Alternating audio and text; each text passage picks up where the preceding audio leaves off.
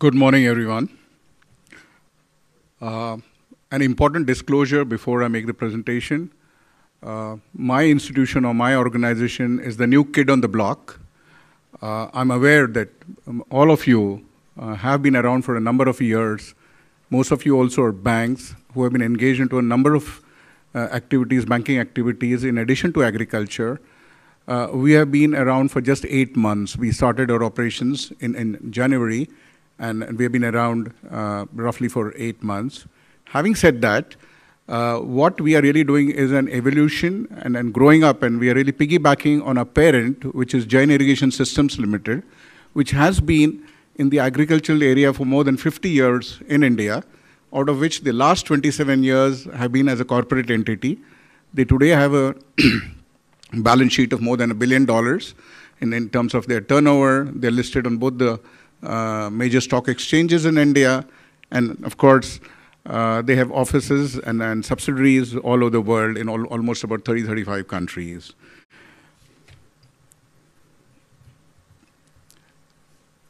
This slide, I just put more to cool all of us down, but not only that, on a serious note, something that water, which is a very important and key aspect for what we are doing in our chosen area of business in terms of agriculture.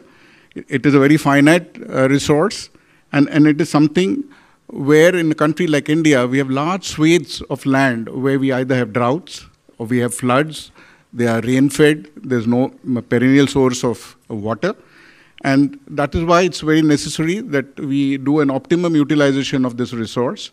And that is why the tagline as far as our parent is concerned, Jain Irrigation, is more crop per drop, because they irrigate through drip irrigation. And that kind of tempted us to go in for another tagline when we started our non-banking finance company, and we thought we could making every drop count. But then since we're into many other areas of financing other than irrigation, we took another tagline as far as we are concerned, and that I'll come to very shortly. This is something that we do believe should be at the back of our minds of all of us. All of us, perhaps with the exception of AgriFin, work on business principles. And I think at the end of the day, while we are very passionate about what we do in agriculture, how we empathize with the farmer and the pain points that they have, but at the end of the day, we do have to remember that we have to run on business principles and also make it a profitable entity. Coming back to the parent, which really has a history and on the back of which we are really continuing our mission. Jain Irrigation System was incorporated as a corporate entity in 1986, although they started somewhere in the 60s, early 60s, doing the business earlier as a proprietorship concern, then a partnership, and then finally a corporate entity in 1986. It was promoted by Mr. Bhavarlal Jain, who is the founding chairman, who's still involved with the company and its various activities. Although he's at his age of 75, he still takes a very keen interest apart from the other members who are running the company. This is part of the mission statement. While we can read it, what was really the focus was, like most mission statements go, it was not something that is put on the walls. It is something which has been a passionate belief, not only with the management, not only with the chairman, the family, but even the employees, where I think the social needs of the community in India have a very important place in the kind of businesses that we do, whether we are going to finance businesses which would disturb the environment, businesses which are not socially appropriate. These are things where intentionally and voluntarily we have stayed away from as far as Jain Irrigation is concerned, notwithstanding that they could have been very lucrative as a business thing, but the businesses that have been embarked upon have been purely having a very strong social connect and a bridge between the farming community in India. Jain Irrigation has a multi-product industrial profile, and it is concentrating only in the semi-urban and rural areas in India.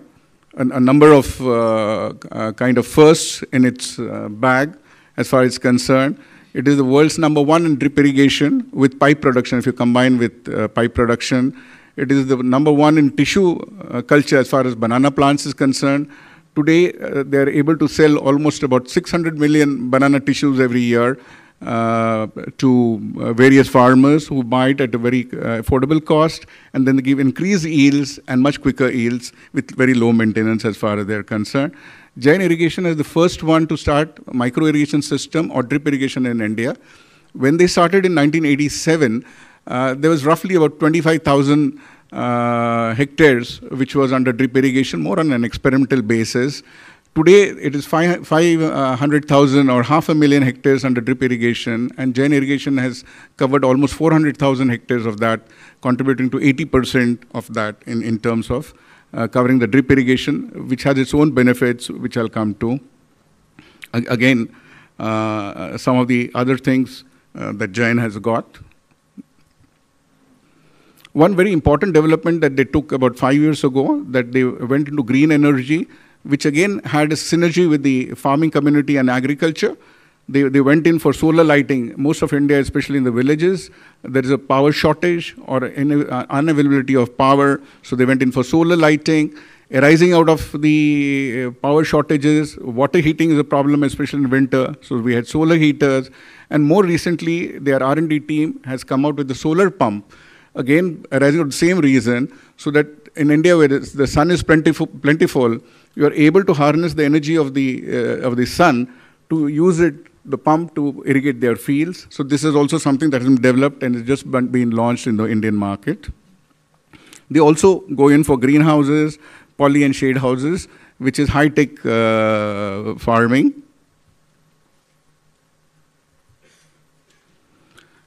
Coming back to the financing institution, the why of it, until 2012, that is last year, Jain Irrigation was playing both the industrial, corporate, it was playing a provider of credit, and it was also providing all kinds of inputs to the farmer.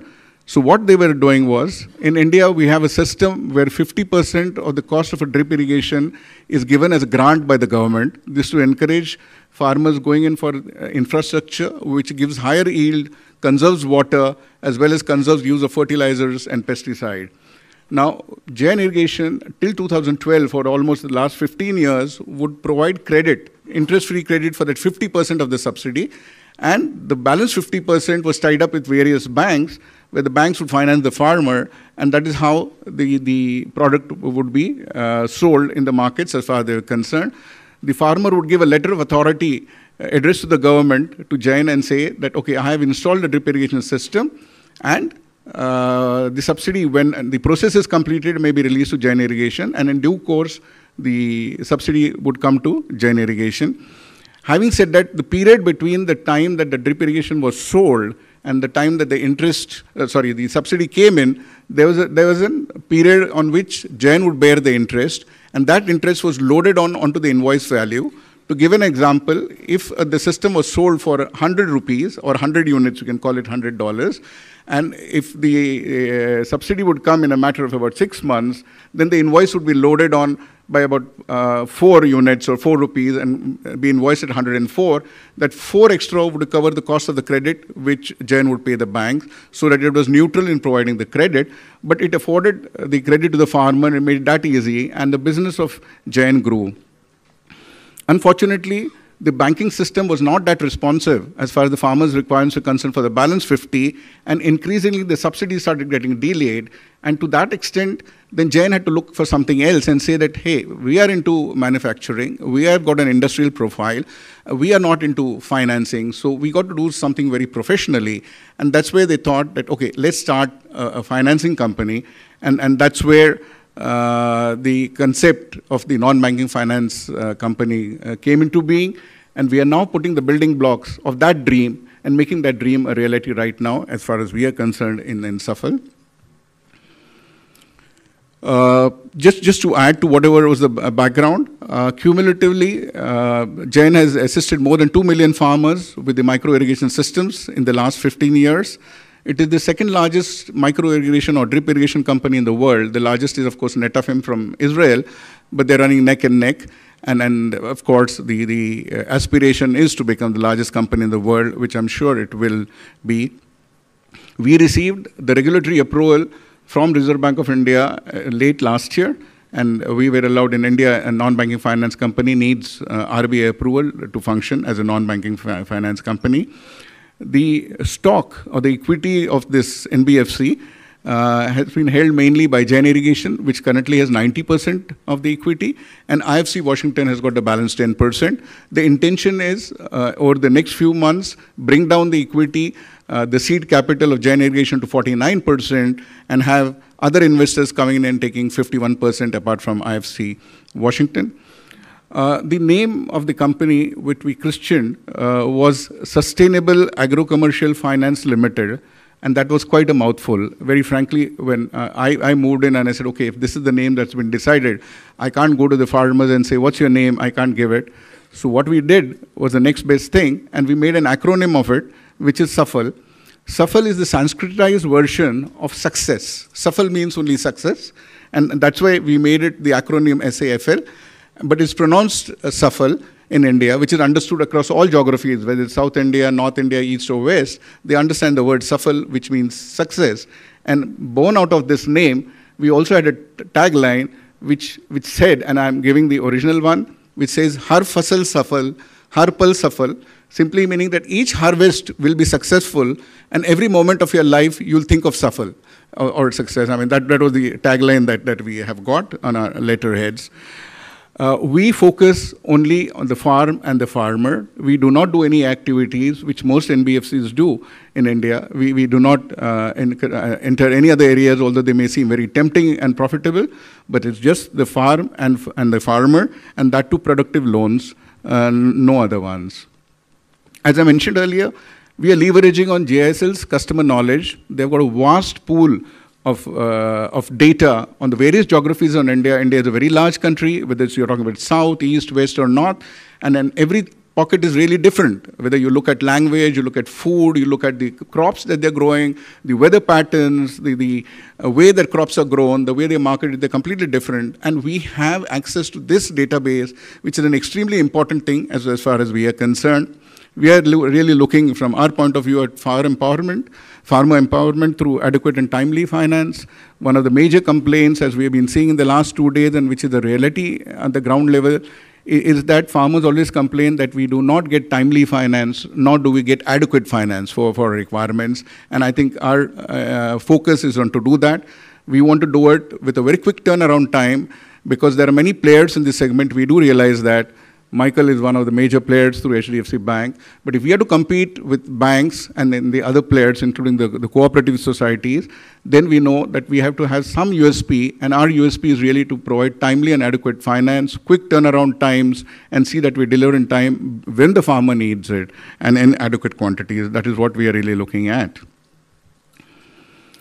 We are perhaps the first NBFC which is providing a wide range of activities as far as finance is concerned, whether it is MIS financing, whether it is agricultural project financing in terms of plantations or any specific projects, contract farming. Very, very interestingly, I was listening to the HBL Bank presentation in the morning, and we have a similar pattern. In fact, with SAFAL, we have tied up with 4 sugar factories where the sugar factory gives a guarantee, which is different from what HBL was doing. They give us a guarantee. So to that extent, we don't take any collateral from the farmer. When the sugar cane is harvested and it's supplied to the factory, the sugar factory then pays us the loan as far as we are concerned. To that extent, we try and see that it's adequately collateralized, or at least the comfort of repayment is there. We also extend finance for small business loans. In India, it's a reality that the farm holding in any case is fragmented. Most of the farm holding in India is almost about 1 to 2 hectares. 75% of the farmers in India have that kind of an holding. In addition to that, the problem is, as Michael was saying in the morning, every time a farmer dies, it's passed on to his children, it gets further fragmented, and it becomes smaller and smaller. That puts a lot of pressure on the people to continue farming. So to encourage people to remain in the rural areas, we also give finance to small businesses. It could be a cycle repair shop, a mobile shop, a pharmacy shop, or a grocery shop. We give them a finance, provided the model is something that will give rise to prosperity and economic betterment of the family, and they continue to stay in the villages rather than migrate to the cities and create pressure. We have solar pumps and a number of activities which we determine are profitable and will give rise to the betterment of the farmer as far as they're concerned. Just few of the features. Very quickly, I wanted to show you what we are doing. Because we are doing a market entry, we have positioned ourselves that we would be positioned less than our competition. Right now, we are really riding on the equity which is there, which is more than $11 million initially, but we expect it to rise almost about $45 million in the months to come.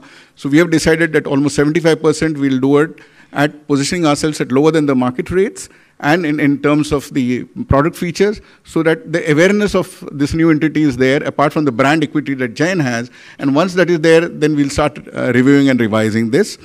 We don't charge any processing fees as far as we are concerned.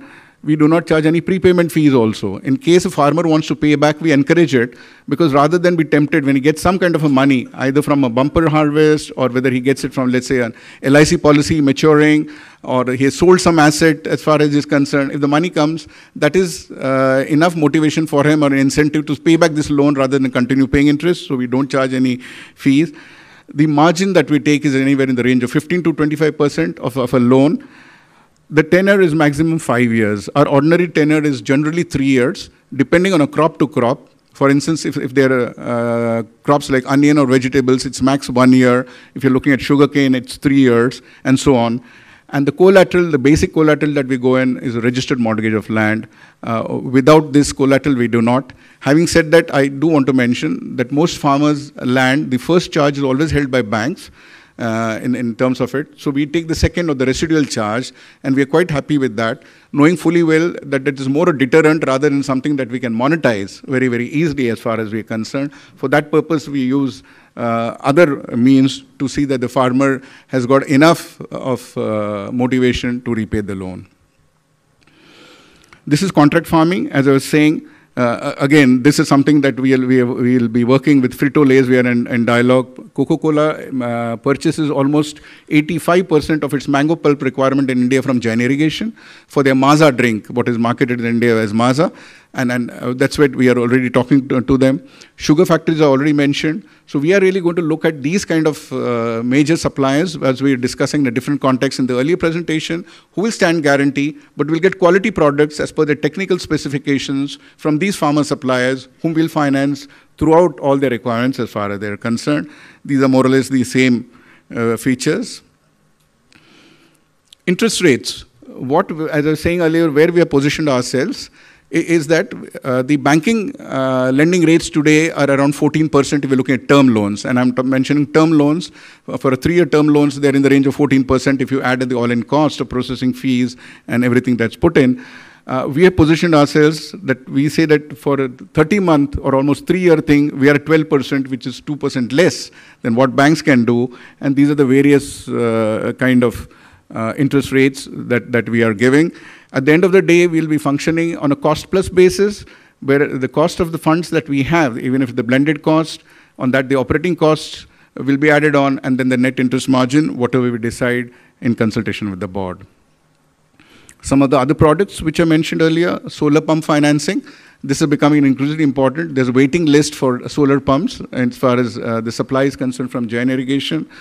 Farm equipment and mechanization. We would be looking at farm mechanization in terms of tractors, tillers, any kind of mechanization which will increase the ability of a farmer to go in for higher yield in a much better way. Agricultural projects which could either be a lift irrigation scheme from a source of water very far away, bringing it to a group of farmers as far as they're concerned, plantation crops if they're looking at it, ancillary businesses in the rural areas I mentioned, dairy loans, biogas plants which are there. These are some of the things that we are doing, and as the need arises, we'll be looking at different products. We are an evolving entity, and we are a very responsive entity as far as the farmers' needs are concerned. As I mentioned earlier, we finance products which will result in increased farm productivity and improvement in the lifestyle of a farmer. We will not, as a matter of policy, we do not finance consumption loans. So as it was said earlier, if someone needs things for his daughter's marriage or a second marriage, or if he wants to buy a gun or something, or any consumption loan, I want a bigger house, or I want a bigger car than my neighbor, these are finances we will not give as far as we are concerned. the financing we give must have a linkage to increased revenue earning stream as far as is concerned, and that's why it's in the term loan.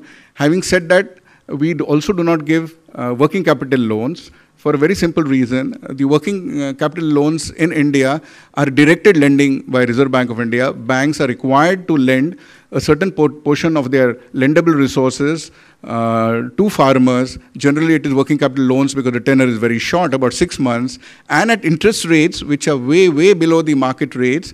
Today, the lending rate for working capital is 7%. Per annum, and there is no way that we can ever be able to lend at those rates. So we stay away from working capital.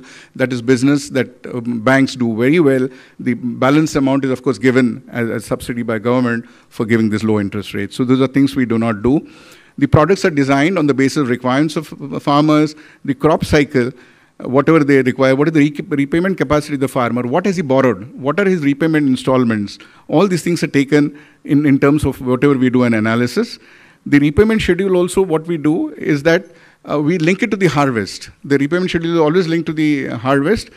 Generally, we found in our study that banks link it to a calendar year. So if it's given sometime late in the thing, the calendar year, the moment it's over, the installment falls. When the harvest is over, the money has come, it has been spent elsewhere, and then he's not able to pay. So we link it to the harvesting period as far as we are concerned. Tangible collateral is a must as far as we are concerned. As I mentioned, the model that we are doing is, we have found that the cost for any kind of a successful NBFC, especially in agriculture, is the last mile distribution cost. That costs tremendous because there are very few numbers in every village where we have to reach out, and that becomes very prohibitive. That's why there are very few players in this field. So what we have done is that Jain Irrigation has got 1,500 dealers in Maharashtra and more than 5,000 all over India, pan-India. We have started our operations in Maharashtra, one state which accounts for 50% of the sales of drip irrigation of Jain Irrigation. We have then a control which is close to the head office, and there's uniformity in language, documents, etc. So we have started with 30 offices in Maharashtra, and we use these 1,500 dealers as touch points with the farmers. Whenever a dealer sells a drip irrigation system, the farmer, 90% of the farmers need finance. So the dealer says, okay, you need finance, you have choices, you can go to a bank, you can go to a cooperative society, you can go to a money lender, or we got Jain Irrigation, whose drip irrigation you're buying. They have got an NBFC, they can give you finance at very good rates and with turnaround time. And once he gets the farmer, he fills in the application form, the original documents, and then it comes back to us. We take over, our boys take over, the KYC norms are fulfilled, the information is collected, the credit processes are completed, the documentation is done, disbursement is made, and then the recovery is made. We have trained the dealers because they were used to selling only drip irrigation systems, but we have got through a system of training the dealers. These are actually, this is an actual photograph. Dealers have got very small shops in small geographical areas. It's not possible to meet everyone. So just behind their shops where they have their own fields, people have been meeting, my boys have been meeting them, putting up our banner and giving them the training as far as they're concerned. No air-conditioned halls, no five-star hotels, whatever is possible available, that is done as far as we are concerned. Our business development officers or relation manager also map in Maharashtra. This is an area where, okay, this crop is grown, this is the requirement, this is a peculiarity, this is what they also map, which also add. And we periodically hold during festival certain training camps for the farmers. India is full of festivals. Almost every week there's one festival. So we keep on using that and seeing that, okay, training is done in the guise of celebrating that particular festival. Underwriting of loan, we have minimum eligibility criteria, and I'll move that to you. Move over to that slide in the next one.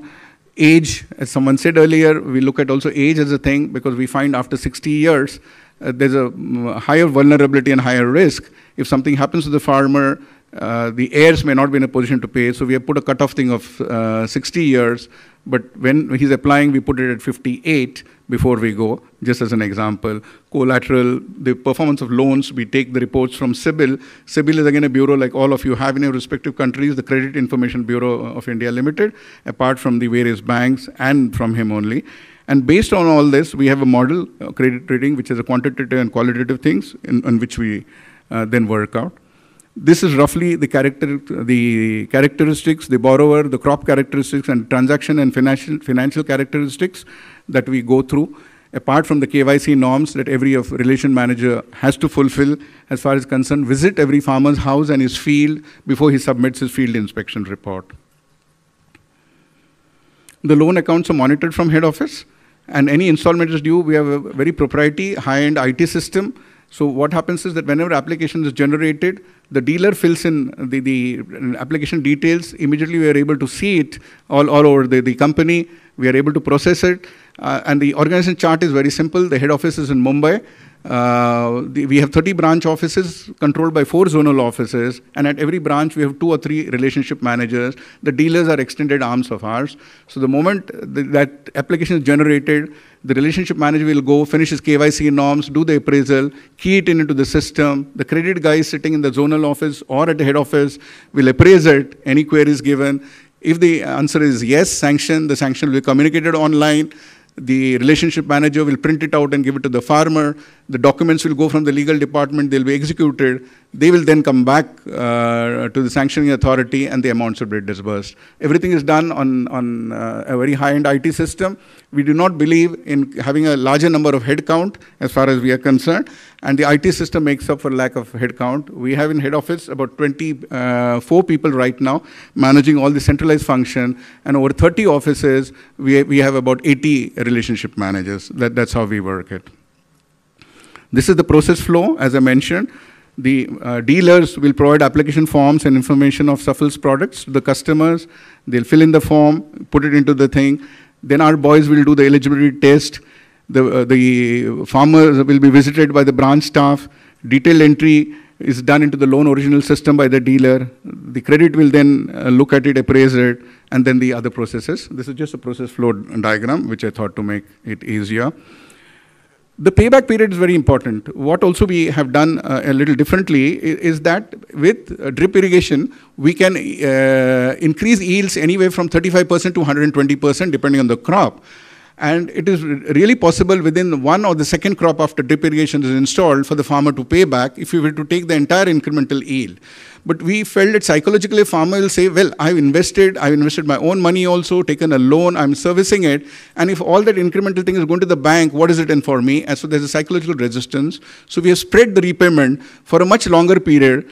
In consultation with him, generally we have done this, and we also consult him if he wants either a flexible payment in terms of a shorter one or longer one, and we do that.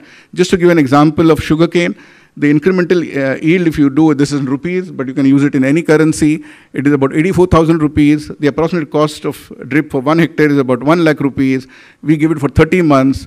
In 2 harvests, he should be able to more than paid as far as he's concerned, but we give him 2.5 years, by which time he already starts getting his 3rd harvest. And he has enough money to meet his other requirements also. So he feels, yes, he can tangibly feel the benefit of what he's getting as far as we are concerned. And to conclude this part of my presentation, I thought this was something that I found very, very interesting and very apt for the line of business that we are. And I think I appreciate it quite a lot, and I thought I'll share this with you. With that, I come to the end of my presentation.